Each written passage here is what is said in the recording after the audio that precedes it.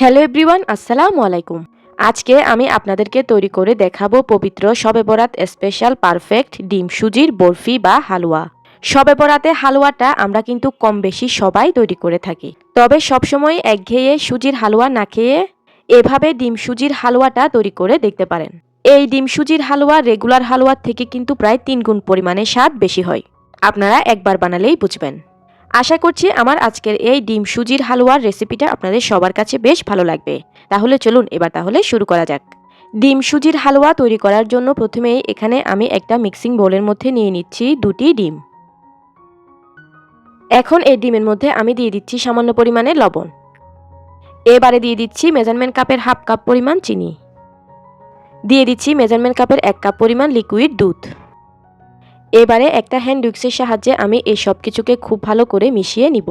সব কিছুকে একটু ভালোভাবে হ্যান্ড উইক্সের সাহায্যে সময় নিয়ে মিশিয়ে দিতে হবে।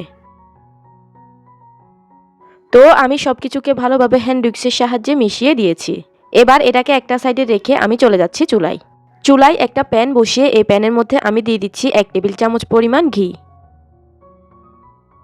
এবারে ঘিটা গরম হয়ে গেলে এই ঘিয়ের মধ্যে আমি দিয়ে দিব মেজারমেন্ট কাপের হাফ কাপ পরিমাণ সুজি। এবারে এই সুজিগুলোকে আমি এই ঘিয়ের মধ্যে 2 মিনিটের মতো চুলা লো আঁচে ভালো করে ভেজে নিব। চেষ্টা করবেন এই পর্যায়ে সুজিগুলোকে একটু সময় নিয়ে ভালোভাবে ভেজে নিতে।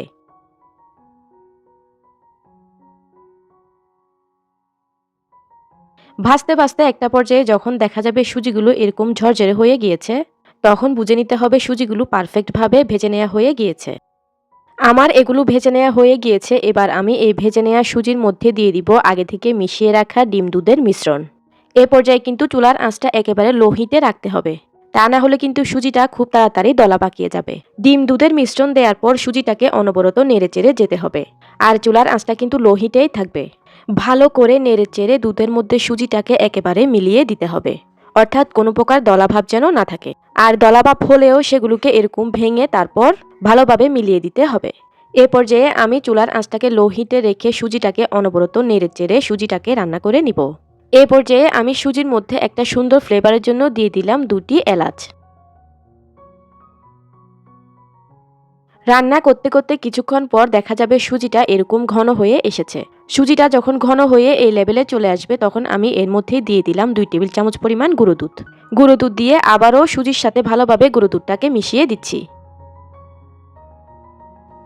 এ পর্যায়ে কিন্তু আমার সুজিটা পুরোপুরি ভালোভাবে রান্না হয়ে গিয়েছে। এখন আমি সুজিটাকে চুলা থেকে নামানোর আগে আবারও দিয়ে দিব হাফ টেবিল চামচ পরিমাণ ঘি। ঘিটা দিয়ে আমি সুজির সাথে এই ঘিটাকে ভালোভাবে মিশিয়ে দিচ্ছি। ঘিটা ভালোভাবে মিশিয়ে দেওয়ার পর এখন কিন্তু আমার সুজিটা একেবারে পারফেক্টভাবে রান্না করা হয়ে গিয়েছে। এখন আমি এই সুজির হালুয়াটাকে চুলা থেকে নামিয়ে নিব। আপনারা চাইলে সুজির হালুয়াটাকে এই পর্যায়েও খেতে পারবেন, তবে আজকে আমি এই হালুয়াটাকে একটু বরফির আকারে কেটে নিব। এতে করে আমার কাছে হালুয়াটা খেতে বেশি ভালো লাগে আর দেখতেও ভালো লাগে। তো সেজন্য এখানে আমি একটা ছড়ানো প্লেটের মধ্যে সামান্য পরিমাণে ঘি ব্রাশ করে নিচ্ছি। এখন গরম গরম সুজির হালুয়াটাকে আমি এই প্লেটের মধ্যে ঢেলে দিচ্ছি। এই কাজটা কিন্তু খুব দ্রুত গরম গরম থাকতেই করে নিতে হবে, কারণ সুজিটা ঠান্ডা হয়ে গেলে কিন্তু সুজিটা আর সেট হইতে চাইবে না। তাই সুজিটা গরম থাকতে থাকতে সুজিটাকে ভালোভাবে সেট করে নিতে হবে। তো আমি স্প্যাচুলার সাহায্যে চেপে চেপেই কিন্তু এই সুজিটাকে এই প্লেটের মধ্যে ছড়িয়ে দিচ্ছি, অর্থাৎ একদম স্মুথভাবে কিন্তু সুজিটাকে এই প্লেটের মধ্যে ভালোভাবে ছড়িয়ে দিতে হবে, অর্থাৎ সুজির মধ্যে যেন কোনো প্রকার ফাটল অংশ না থাকে। তো দেখতেই পাচ্ছেন এখানে কিন্তু আমি সুজিটাকে একেবারে স্মুথ করে ভালোভাবে এই প্লেটের মধ্যে ছড়িয়ে দিয়েছি। এখন এই সুজিটাকে একটা জায়গায় 1 ঘন্টা বা 30 মিনিটের জন্য রেখে দিলেই এটা নিজে নিজে সেট হয়ে যাবে। তো এখন আমি এই সুজির হালুয়াটাকে এই অবস্থায় রেস্টে রেখে দিব 1 ঘন্টার জন্য। আমি ফিরে এলাম 1 ঘন্টা পর। দেখুন এখন কিন্তু সুজিটা উপর থেকে ড্রাই হয়ে গিয়ে সুজিটা ভালোভাবে সেট হয়ে গিয়েছে। এখন আমি এই হালুয়াটাকে বরফির আকারে কেটে নিব, তবে আপনারা আপনাদের পছন্দ অনুযায়ী যে কোনো শেপ করে এগুলোকে কেটে নিতে পারবেন। তো হালুয়াটাকে আমার পছন্দ অনুযায়ী কেটে নেওয়া হয়ে গিয়েছে। ডিম সুজির এই হালুয়া কিন্তু খেতে অসম্ভব মজার, আর এই হালুয়াটা এত বেশি সফট হয়ে থাকে যে এটা মুখে দিলেই মিলে যাবে। আর এই হালুয়াটাকে এই অবস্থায় বরফির আকারে কেটে নিয়ে একটা বক্সে ভরে রেখে দিলে নর্মাল ফ্রিজে এই হালুয়া প্রায় 1 সপ্তাহের মতো ভালো থাকবে। তাই একবার বানিয়ে এই হালুয়াটাকে অনেকদিন রেখে খেতে পারবেন। দেখতেই তো পেলেন ভিউয়ার্স, কত সহজেই মাত্র কয়েকটা উপকরণে তৈরি করে ফেললাম পারফেক্ট ডিম সুজির হালুয়া। আমি তো বলবো এই শবে বরাতে আপনারা এই হালুয়াটা একবার হলেও বানিয়ে দেখতে পারেন। খেতে অসম্ভব মজাদার এই পারফেক্ট ডিম সুজির হালুয়া যে খাবে সে শুধু আপনার প্রশংসাই করতে থাকবে। তো আমি আশা করছি আমার আজকের এই সহজভাবে তৈরি পারফেক্ট ডিম সুজির হালুয়ার রেসিপিটা আপনাদের সবার কাছে বেশ ভালো লেগেছে। ভালো লেগে থাকলে কিন্তু ভিডিওতে অবশ্যই একটা লাইক দিয়ে দিবেন। আর চ্যানেলে নতুন হয়ে থাকলে চ্যানেলটি অবশ্যই সাবস্ক্রাইব করে পাশের বেল আইকনটি অন করে রাখবেন।